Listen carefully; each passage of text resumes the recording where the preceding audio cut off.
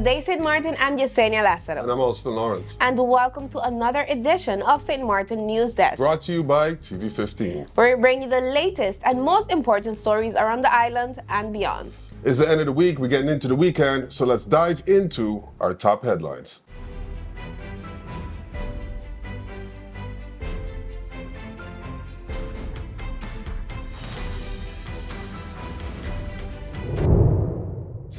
St. Martin Medical Center SMMC has addressed claims about the facility conditions following heavy rainfall that caused drainage issues. Management clarified that no sewage water entered the sterilization department despite reports.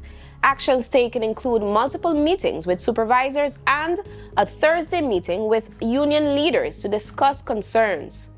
St. Martin Medical Center also confirmed the Health Inspectorate reviewed and approved the mitigation measures in place. While respecting staff protests, the hospital regrets the impacts on patient care and apologizes for delays.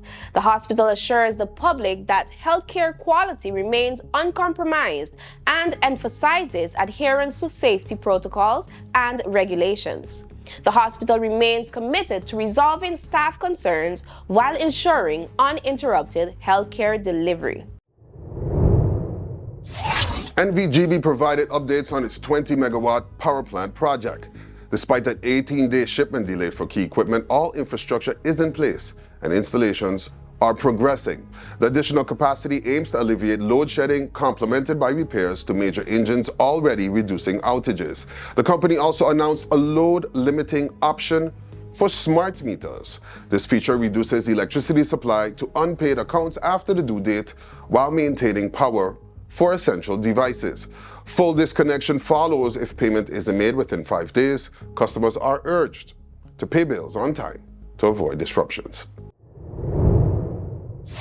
The Honorable Prime Minister Dr. Luke Mercelino officially launched the reconstruction of the Jocelyn Arundel Festival Village, commonly known as Carnival Village, on Wednesday. Operating heavy equipment himself, the Prime Minister initiated the demolition phase of this long-awaited project. Addressing the attendees, Dr. Mercelino emphasized the cultural and economic importance of the village, damaged in 2017 by Hurricane Irma. Delayed for years despite available insurance funds, the project became a priority under his leadership. The reconstruction of the village's 13 iconic booths, managed by Limitless Infrastructure, is set for completion by the 2025 Carnival season. The Prime Minister called for citizens to take shared responsibility for the country's progress, urging a shift from neglect to ownership.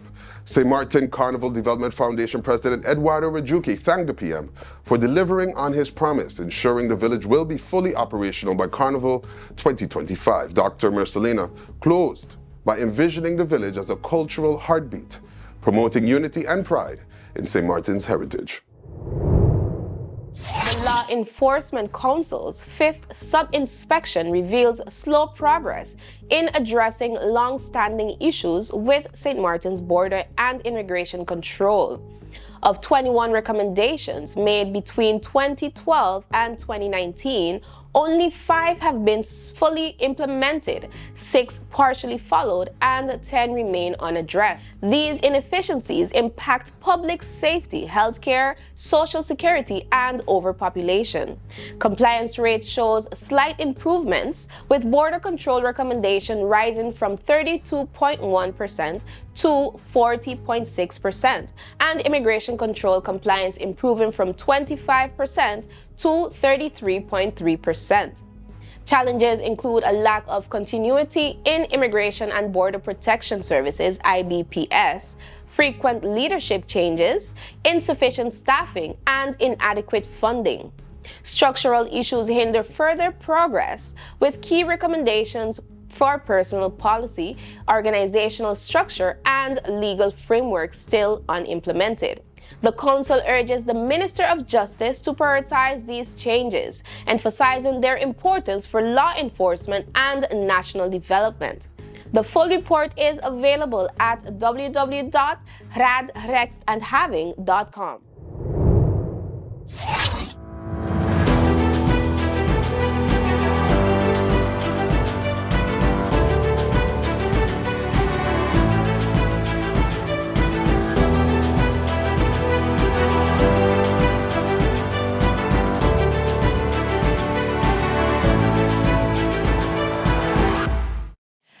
people, make sure you tune in to Sit, Sip, and Chat every Monday at 5 p.m. on TV 15 and every Wednesday at 8:30 p.m. And make sure tune in to the Late Night Show with Andrew Dick from Monday to Friday at 10 p.m. with a repeat in the afternoon for no reason. In the afternoon, the Late Night Show at 3 p.m. Thank you, TV 15. Thank you, TV 15. Make sure to tune in. Make sure to tune in to the Late Night. And Sit, Sip, and Chat. Late Night. We exposed 5 strangers to different KFC menus to see if the flavor can enhance any moment. And at the first bite, the party began. We repeated the experiment during the day, during business hours, on weekends, with sunshine, with rain. It's confirmed any moment can be a KFC moment. The St.Martin Police Force, KPSM, highlighted the importance of strategic investments in education and leadership development for its personnel, aligning with the Dutch Caribbean's Board of Police Chiefs' objectives. From November 19th to 22nd, St. Martin hosted a conference bringing together police forces and training institutes from Curaçao, Aruba, the Netherlands, and the Royal Military Police. Discussions led to agreements on future training in criminal investigations, leadership, mental health, and operational skills, set to begin in 2025. The week also celebrated the graduation of officers from a year-long leadership program, which focused on personal development and project-based work.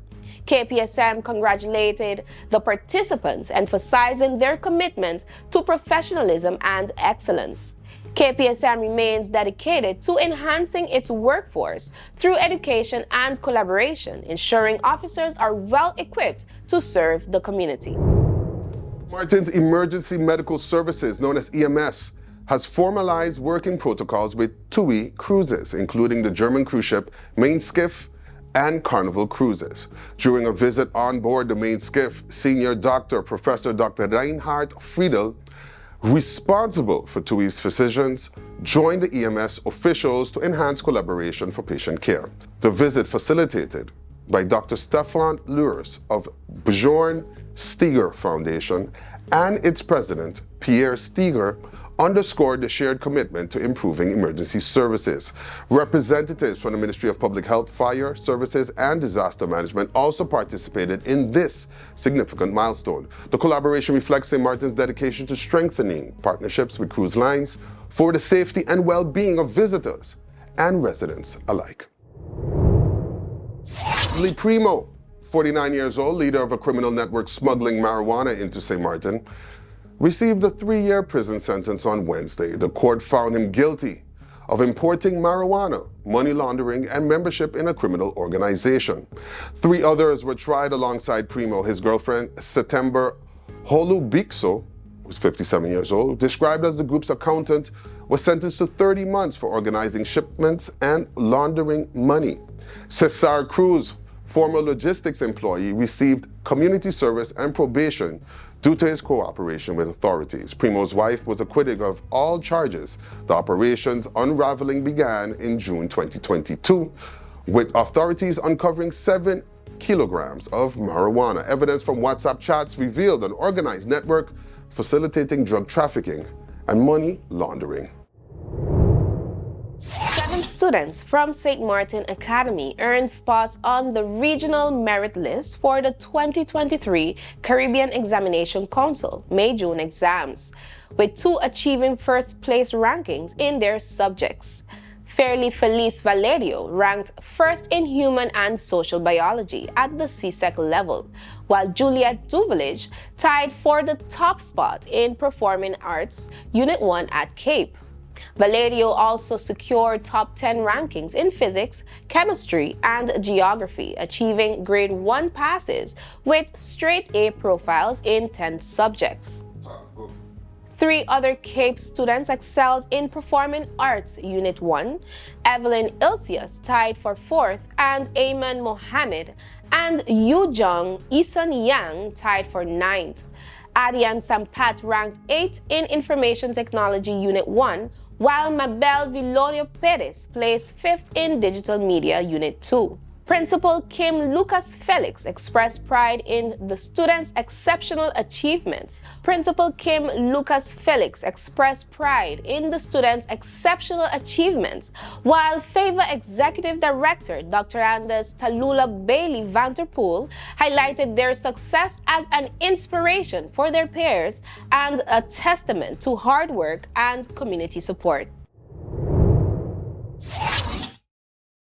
Some flooding. So none of the models, the American, European, Canadian, and Icon, are developing this area into a tropical storm. Is it still possible? Yeah, water temperatures are still warm, but conditions above our heads are not conducive for development, which is a good thing. So I'm watching it. Next name on the list is Tony, but I'm not seeing that at this point. But let me show you what I am seeing. Here's the American model. Almost all the models in very good agreement. There's that front back through the Gulf, pulling back toward parts of Florida into the northern Bahamas, but there's still some of that rain back toward Jamaica. And watching a sliver of some rain there, Trinidad and Tobago, Suriname, still some of those scattered showers. And you see a couple of those showers, Puerto Rico, U.S. and British Virgin Islands. Puerto Rico, we need to get some rain in some spots, isolated showers possible. Now this here is by tomorrow. You can see the rain starting to build tomorrow into Sunday. So as we get through the weekend, right into Central America, as expected, everything right on track. Watching the rain building again in Panama, Costa Rica, as if we need any more in some spots.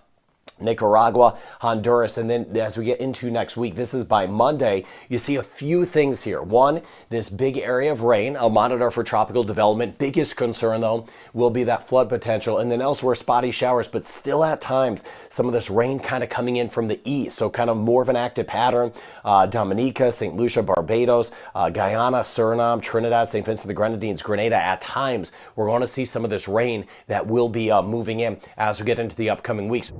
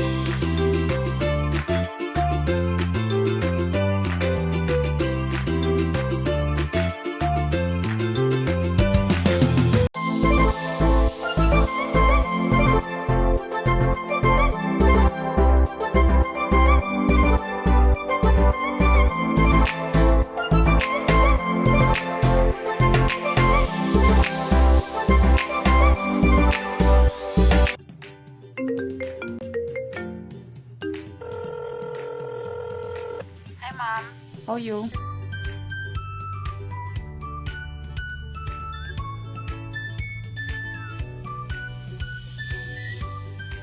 But Mom, you finished all your minutes yet? No, girl. TLM has new postpaid plans and automatically upgraded my postpaid package. Is that so? Guess what? I am getting more minutes and almost double the amount of data for the same price. I guess I'm making a switch now. Let me call you back, Mom. Hey Tash, you have TLM new postpaid plans?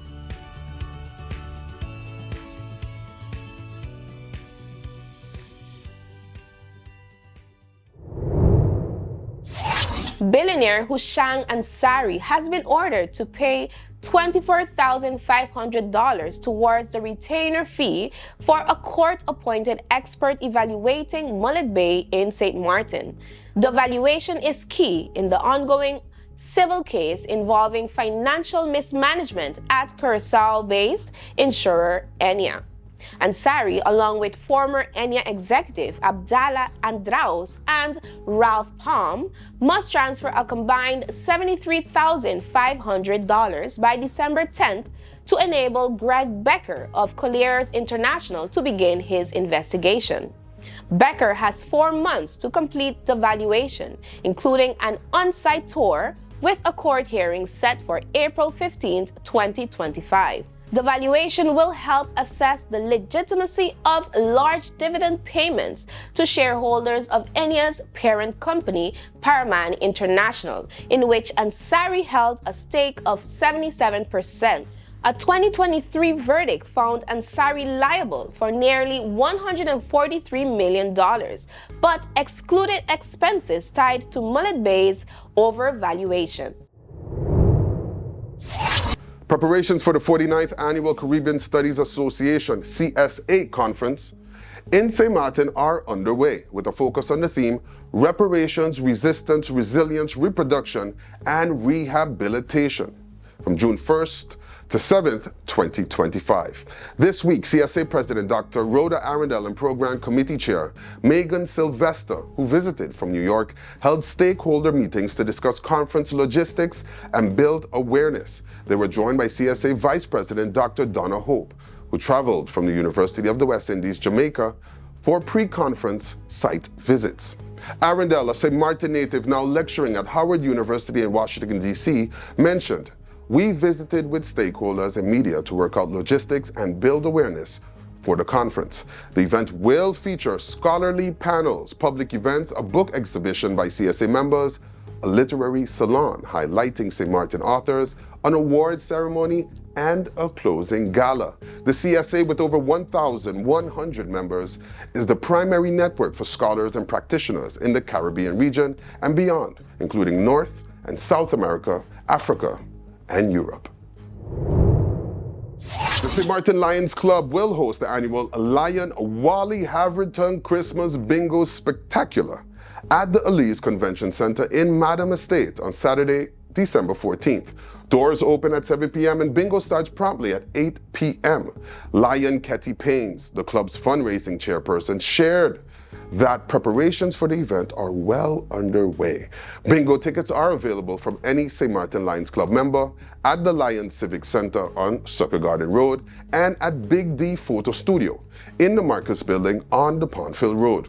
Tickets will also be sold at Backstreet Bonanza on Saturday, November 30th from 12 noon until mid-afternoon. Ticket prices are $15 US or 27 guilders, and each ticket includes one bingo card. There will be multiple opportunities to win prizes such as overloaded Christmas baskets, hotel stays, dinners at local restaurants, and airline travel vouchers to destinations like Paris, Aruba, Curacao, and Bonaire. The grand prize is a Santa bag filled with $1,000 in cash. Fans of Lion Wally Haverton's lively calls of "Anybody Bingo, Nobody Bingo" are encouraged to purchase tickets early and arrive on time. The event will begin promptly at 8 p.m. at the Elise Convention Center. There are just over 900 seats available, and each person, including children, must have a ticket for a seat, which also includes one bingo card. Additional bingo cards can be purchased for $15 each. The Christmas Bingo is a beloved annual event for the club and serves as its most important fundraiser, with proceeds supporting various community projects focused on vision, cancer, diabetes, environment, and hunger. The Lions Club also supports senior citizens, sports teams, artists, and other foundations. The St. Martin Lions Club would like to thank all sponsors who contributed baskets, prizes, and other donations to help make the Christmas Bingo a success. The community is invited to join in on the fun and help support this cherished event. The 25th annual Thanksgiving service will be held on Sunday, December 1st, 2024, at the New Testament Baptist Church in Phillipsburg. The service, which marks the end of the Atlantic hurricane season, will take place at 4:30 p.m. with praise and worship, followed by the church service at 5 p.m. The first public Thanksgiving service was held on December 5th, 1999, after a decision of the then Executive Council on December 1st, 1999, to celebrate the safe passage of the hurricane season. Since then, the annual event has brought together the community to reflect on the year and give thanks for the island's safety. This year's theme, "Oh, give thanks to the Lord, for He is good," is in recognition of the island's safety through the 2024 hurricane season. The service will feature remarks by the Honorable Prime Minister, Dr. Luke Marcelina, along with songs of praise, prayers of thanksgiving, and much more. The government of St. Martin, in collaboration with the St. Martin Christian Council, St. Martin United Ministerial Foundation, and the Seventh-day Adventist Church, invites the public to join in this moment of thanksgiving. Minister of Education, Culture, Youth and Sports, the Honorable Melissa D. Gums, remarked, "We have once again, since 2017, have been spared through what could have been a devastating 2024 hurricane season. However, this season reminds us that we must remain vigilant and proactive in our hurricane readiness efforts. Our thoughts and strengths continue to go out to the regional neighbors affected by Hurricanes Beryl, Helen, and Milton." All the time we have for today's edition of St. Martin News Desk. Thank you for joining us. Remember, new episodes premiere every Monday, Wednesday, and Friday now at a new time, 8 a.m. on TV 15 across our social media platforms and all Alexa devices globally. I'm Alston Lawrence. And I'm Yesenia Lassiter, wishing you a wonderful weekend. See you next time. All weekend. Stay friendly, St. Martin.